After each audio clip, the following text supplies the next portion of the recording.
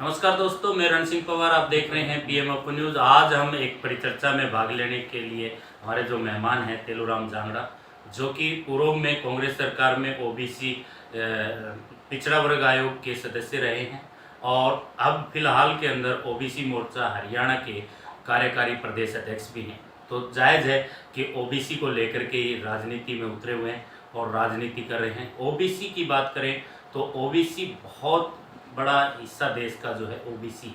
तो जांगड़ा साहब, आपका पहले तो बहुत बहुत स्वागत है।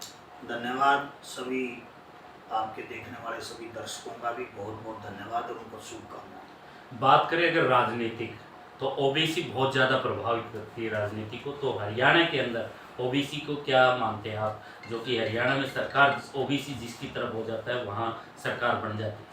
देखिए, ओबीसी हरियाणा में नहीं, पूरे देश में जिसके साथ होती है सरकार उसी की बनती है। नरेंद्र मोदी ने ओबीसी का नारा लगा के कि मैं ओबीसी हूँ, इसलिए सत्ता हथिया ली। नहीं, नरेंद्र मोदी को कौन पूछने वाला था? कांग्रेस को सत्ता से बाहर करने वाला ओबीसी है। क्यों? ओबीसी के साथ इन्होंने अपने आप को विश्वासघात ठगा सा महसूस करने लगे तो ये बीजेपी के पास चले गए। अब वो बीजेपी से छटक के कांग्रेस के पास आ रहे हैं। आने वाला समय कांग्रेस का है और ओबीसी के बगैर आज तक कोई किसी की सरकार बनी नहीं। मैं आपको एक बात बता देता हूँ, ओबीसी जब कांग्रेस से जब दूर हटी है, कांग्रेस सत्ता से बाहर हुई है, और जब ओबीसी कांग्रेस के साथ आया है, कांग्रेस पार्टी सत्ता में आई है। तो आज आप ओबीसी को लेकर के कार्य करते हैं, ओबीसी के लिए बहुत सारी मीटिंगें करते हैं, जलसे करते हैं, रैलियां करते हैं। तो ओबीसी का जो रुझान है कांग्रेस की तरफ, वो क्यों है? देखिए, ओबीसी का रुझान यूं है, बीजेपी ने इनको ठगा, इनकी वोट हथिया ली, इनको बहका के बरगड़ा के। सरकार आने के बाद इन्होंने क्रीमी लेयर लगा दिया, इनके बच्चों के ओबीसी के सर्टिफिकेट नहीं बन रहे।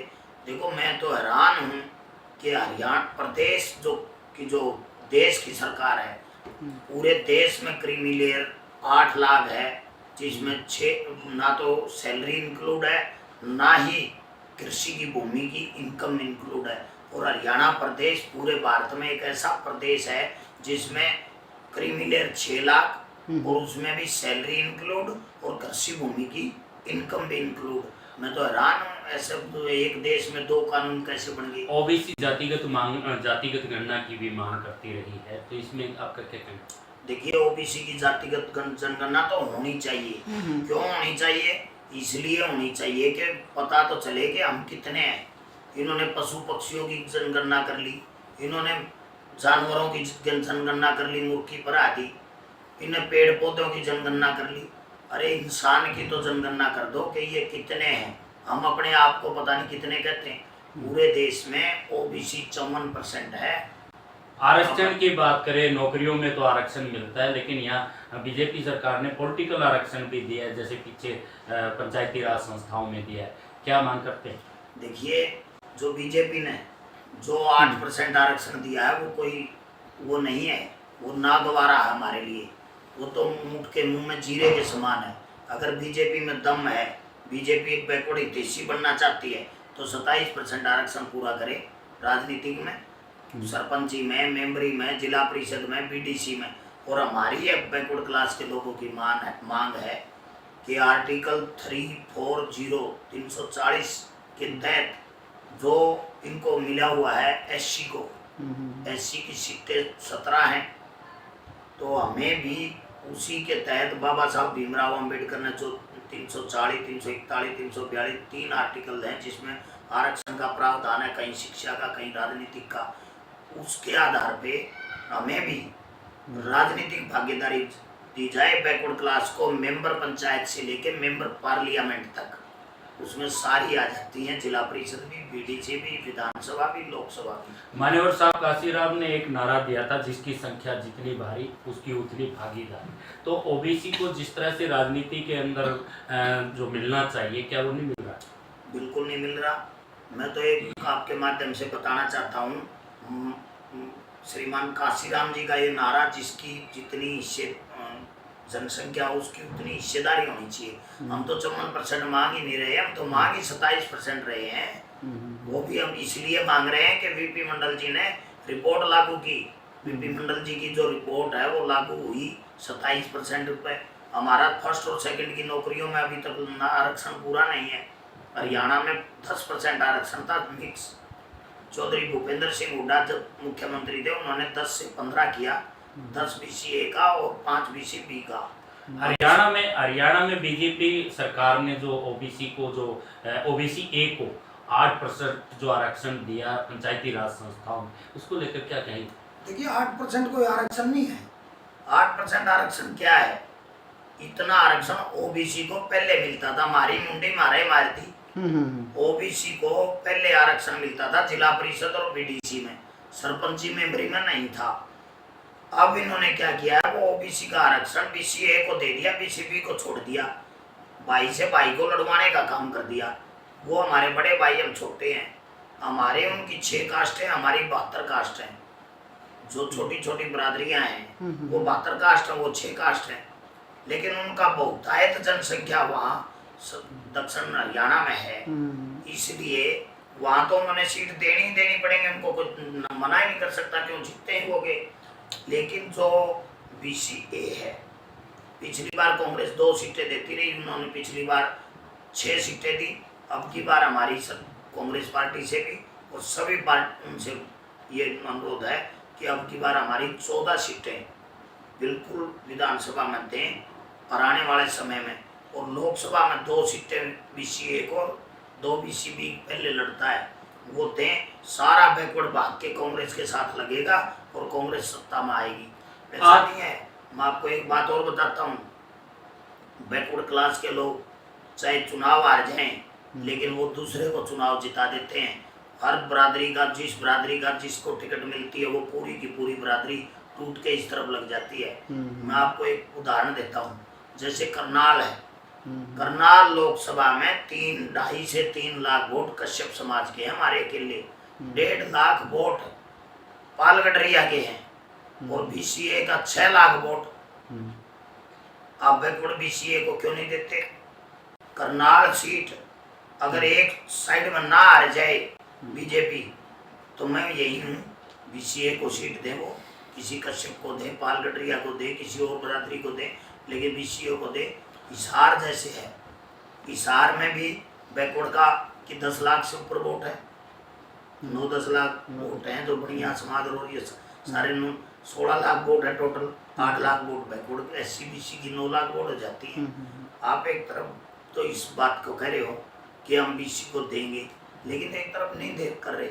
मैं तो बैकवर्ड क्लास की, जो हम है हरियाणा बैकवर्ड क्लास का कार्यकारी प्रदेश अध्यक्ष होने के नाते मैं कहता हूं कि बैकवर्ड क्लास को हरियाणा में विधानसभा की सीटें दो, और लोकसभा में 2 सीटें BCA को दो, 2 BCB को, 4 सीटें दे दो। एक तरफा अगर अभी तक आप जो है कांग्रेस के साथ काम करते रहे और ओबीसी मोर्चे को लेकर के आप लगातार रहे हैं। पहले ओबीसी पिछड़ा वर्ग आयोग के चेयरमैन सदस्य भी रहे और ओबीसी के अभी पद जो कि कार्यकारी अध्यक्ष भी बनाए गए कांग्रेस।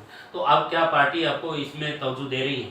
जी बिल्कुल, पार्टी तवज्जो दे रही है। पार्टी से हमने डिमांड भी रखी है और पार्टी को हमने अपना एजेंडा भी सौंपा है कि हम ऐसे ऐसे काम करेंगे, हम इस प्रकार की टिकटें देंगे। तो हमारे हाईकमान ने, हमारी पार्टी हमारी बात सुन भी रही है। दूसरी बात मैं आपको बताता हूँ, जब मैं बैकवर्ड कमीशन का मेंबर था, वो संवैधानिक पोस्ट होती है, राजनीतिक पोस्ट नहीं होती। उसमें एक तरफ का मामला है। मैं कार्यकारी प्रदेश अध्यक्ष हूँ, अब पार्टी कांग्रेस पार्टी का बैकवर्ड के लिए काम भी करता हूँ। बैकवर्ड के लोग चाहे कोई भी हो, किसी प्रकार का हो, अगर कांग्रेस पार्टी बैकवर्ड के साथ खड़ी होएगी तो बैकवर्ड उसके साथ 4 कदम चलने को तैयार है। आज बैकवर्ड क्लास बीजेपी के से बिल्कुल खफा है, एकदम उसके खिलाफ है। कांग्रेस पार्टी उसके साथ 2 कदम बढ़ाएगी तो बैकवर्ड उसके साथ 4 कदम बढ़ाएगा। और मैं तो कहता हूँ कांग्रेस पार्टी ने उनके साथ 2 कदम बढ़ा दिए, अब बैकवर्ड की बारी है 4 कदम बढ़ाने की, और वो बैकवर्ड बढ़ाएगा और सत्ता में कांग्रेस को ले आएगा। तो तेलूराम जांगड़ा जी, जिला बनाने की मांग हांसी को बहुत लंबी रही है। पहले तो ये बताइए इसका इतिहास क्या है, और दूसरी बात करें जिला बनाओ संघर्ष समिति जो है लगातार जिला बनाने की मांग, उसको कितना समर्थन करते हैं? देखिए मैं पूरा समर्थन करता हूँ, अपनी तरफ से पूरा समर्थन है। मैंने पहले भी चौधरी भूपेंद्र सिंह हुड्डा से मैंने इस समिति को मिलवाया था जब चीफ मिनिस्टर थे, लेकिन उसके बाद सरकार चली गई, इन्होंने बीजेपी से डिमांड रखी। इतिहास की बताता हूँ, सन 1838 में जिला तोड़ा था अंग्रेजों के टाइम में। नहीं, 80 जिला था, हिसार तहसील थी। उसके बाद ये जिला नहीं रहा, तहसील बन गई। तहसील बनने के बाद ये मांग उठती रही, लेकिन जब बीजेपी ने खेड़ी चौपटा को और बास को उप तहसील का दर्जा दिया, तो यहाँ का तहसील का रेवेन्यू जो पैसा था वो वहाँ बट गया। जिले का पैसा जिले में चला जाता है। झांसी का पिछड़ने का कारण यही रहा कि वहाँ इस प्रकार का रहा। कुछ यहाँ के जो विधायक है झांसी का, उसने कोई गौर नहीं किया, ना किसी प्रकार सेशन में सदन में बात रखना, 0 आवर में रखना और लोगों से ताड़ी बजवा के और घर में मुंह मीठा करवा लेना, कोई ये वो नहीं है। आप क्वेश्चन लगाओ, सरकार से डिमांड रखो। आपको पता है, आपके सामने उप मुख्यमंत्री प्रेस कॉन्फ्रेंस कर रहा है, एक साइड में विनोद भाणा विधायक बैठे है, एक साइड में जेजेपी का जो प्रत्याशी है राहुल मक्कड़ वो बैठे है, और वो खुद कह रहा है कि जिला नहीं बनेगा, मेरे पास कोई प्रपोजल नहीं। दोनों दांत बैठे बैठे दांत काट रहे हैं, दोनों हंस रहे हैं। मैं तो कमाल की बात है, झांसी वासियों के लिए दुर्भाग्य की बात है कि हमारा विधायक बैठा है और उप मुख्यमंत्री उसके सामने कह रहा है कि जिले का मेरे पास कोई प्रपोजल नहीं है, और विधायक विधानसभा में जाए कहता है कि हमारा सारा प्रपोजल गया हुआ है और हमारा जिला बनाया जाए, वो डिमांड रखता है। फिर भी मुझे तो हास्यास्पद लगा, लेकिन मैं चाहता हूँ जिला बने, 100% बने। जिला बनाओ संघर्ष समिति बेचारी बैठ बैठ के थक गई इन लोगों को। मेरा तो जिला बनाओ संघर्ष समिति से भी अनुरोध है कि ऐसे लोगों का बाइकाट करो जो आप लोगों के साथ काम नहीं करते, जो आप लोगों का वो नहीं करते। आने वाले समय में मेरा जितना वो रहेगा कोशिश करेंगे 100%। अगर झांसी की जनता आशीर्वाद देगी, नहीं देगी, किसी को भी दे, कांग्रेस की सरकार आएगी तो 7 लग के न उनके कंधे से कंधा मिला के झांसी को जिला बनवाएंगे और जाके खड़े होंगे कि झांसी को जिला बनाओ। बहुत बहुत धन्यवाद। तेलूराम जांगड़ा जी अभी हमारे साथ में जुड़े हुए थे, जो कि कार्यकारी अध्यक्ष है पिछड़ा वर्ग ओबीसी मोर्चा कांग्रेस के हरियाणा के। तो बातचीत की, इनको तमाम बातों से आपको रूबरू करवाते रहेंगे, आगे भी परिचर्चा में भाग लेते रहेंगे। इन्हीं तस्वीरों के साथ बने रहिए पीएम ओपन न्यूज़ से। मैं रणसिंह पवार।